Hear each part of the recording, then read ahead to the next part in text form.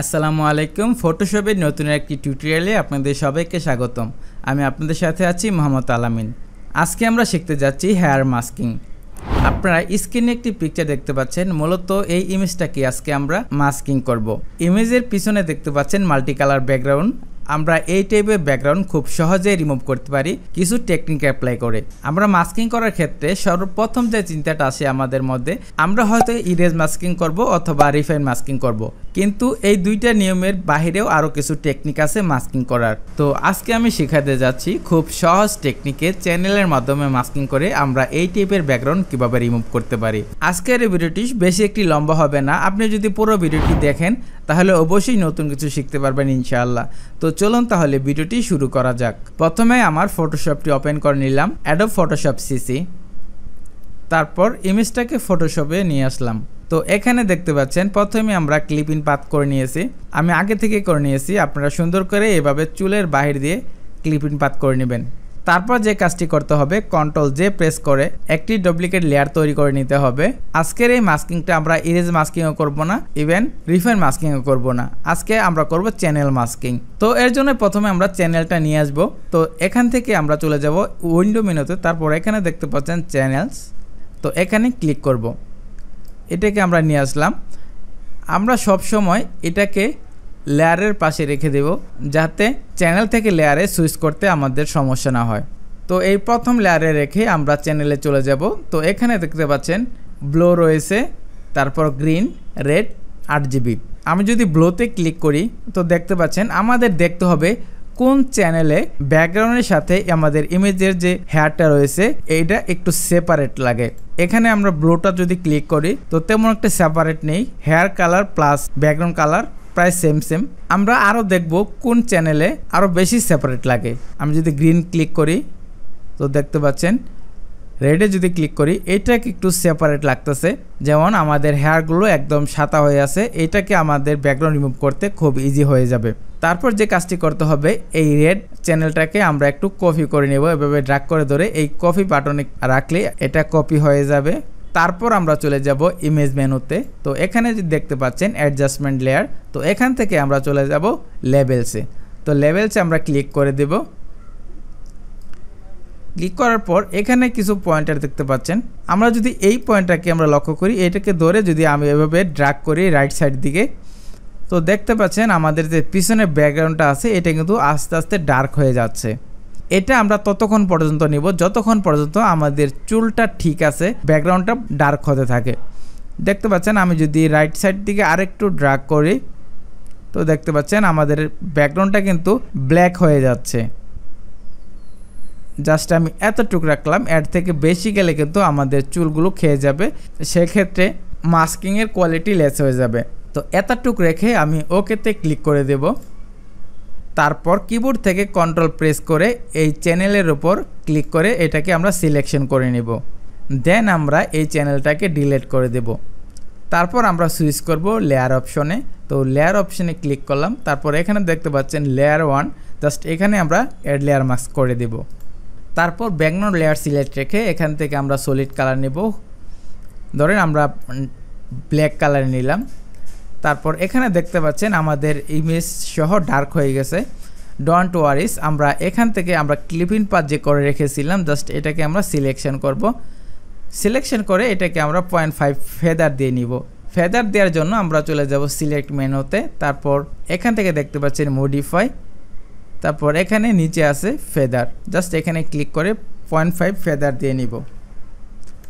তারপর লেয়ার 1 যে মাস্কটা আছে এই মাস্কের উপর রেখে এখানে ডিফল্ট কালার রেখে অল্টার ডিলিট প্রেস করব।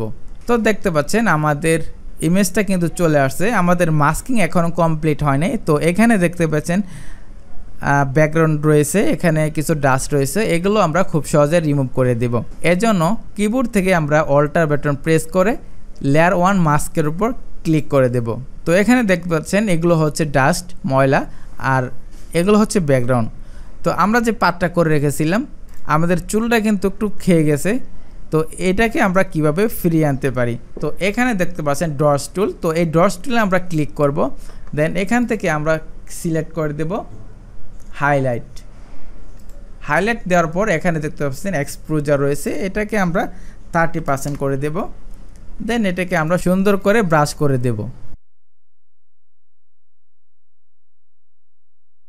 তাহলে আমার যে চুলগুলো খেয়ে যাবে এগুলো সুন্দরভাবে ব্যাক চলে আসবে। তো এখানে দেখতে পাচ্ছেন যে ব্যাকগ্রাউন্ডগুলো রয়েছে, এই ব্যাকগ্রাউন্ডগুলো রিমুভ করার জন্য আমরা যে পাথটা করেছিলাম এই পাথটাকে আমরা সিলেকশন করব। সিলেকশন করে এটাকে Ctrl+Shift+I বাটন প্রেস করে এটাকে ইনভার্স করে দেব। দেন এখান থেকে আমরা চলে যাব ব্রাশ টুলে। ব্রাশ টুল সিলেক্ট করে এখানে দেখতে পাচ্ছেন উপরে হোয়াইট কালার রয়েছে, এটাকে আমরা এখানে ক্লিক করে কালারটা রিপ্লেস করে উপরে আমরা ব্ল্যাক কালার করে দেব। দেন এখান থেকে আমরা ব্রাশ টুলটা সিলেক্ট করে অপাসিটি 100% রেখে জাস্ট এটাকে আমরা সুন্দর করে ব্রাশ করে এটাকে আমরা রিমুভ করে দেব। তো এখানে দেখতে পাচ্ছেন আমাদের যে ব্যাকগ্রাউন্ডগুলো রয়েছে ব্যাকগ্রাউন্ড কালারটা কিন্তু রিমুভ হয়ে যাচ্ছে। তো এখানে দেখতে পাচ্ছেন আমাদের ব্যাকগ্রাউন্ড রয়েছে প্লাস আমাদের হেয়ারটাকে একটু খেয়ে গেছে। তো এটা আমি এইভাবে রাখলাম, এটাকে আমরা পরে ফিরিয়ে নিয়ে আসব।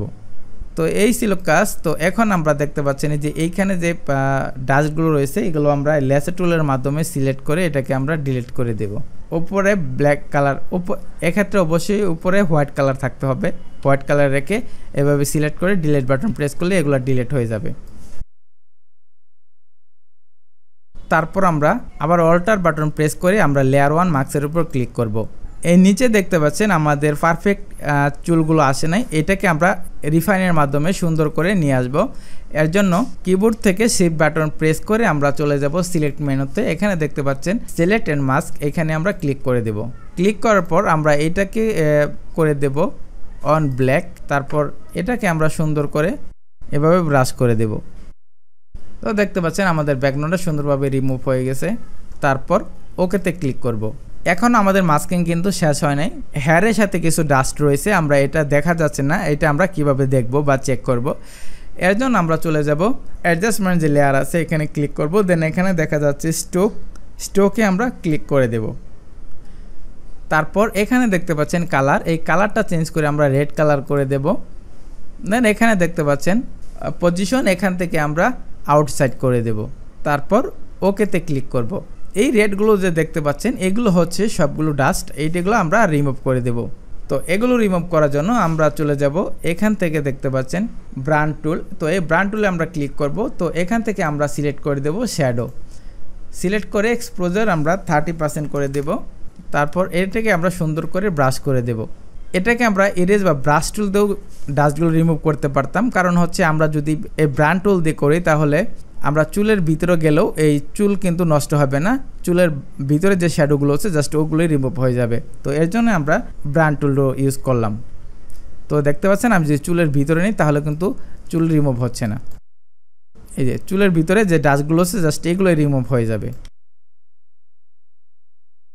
তো দেখতে পাচ্ছেন আমাদের ডাস্ট কিন্তু আর নেই। তারপর এই যে স্ট্রোক দিলাম এই স্ট্রোকটা আমরা ডিলিট করে দেব। তো এই মূলত আমাদের মাস্কিং করা শেষ। আমি যদি আরও কিছু কালার দিয়ে দেখি তো দেখতে পাচ্ছেন খুব সহজে কিন্তু আমাদের কালারটা রিপ্লেস হয়ে যাচ্ছে। দেখেন আমি যদি একটু জুম করি দেখেন A to Z একদম কালার চলে আসছে, আমাদের যতটা আছে সব কিন্তু একদম পারফেক্টভাবে চলে আসছে। এভাবে সুন্দর করে আমরা এই টাইপের ব্যাকগ্রাউন্ডগুলো রিমুভ করে দিতে পারি। আশা করি আপনারা বুঝতে পেরেছেন।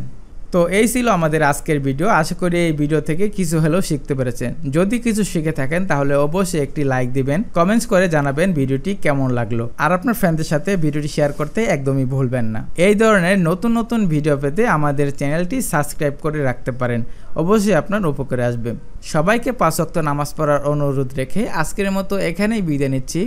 দেখা হবে নতুন আরেকটি টিউটোরিয়ালে। সে পর্যন্ত সবাই ভালো থাকবেন, সুস্থ থাকবেন। আল্লাহ হাফেজ।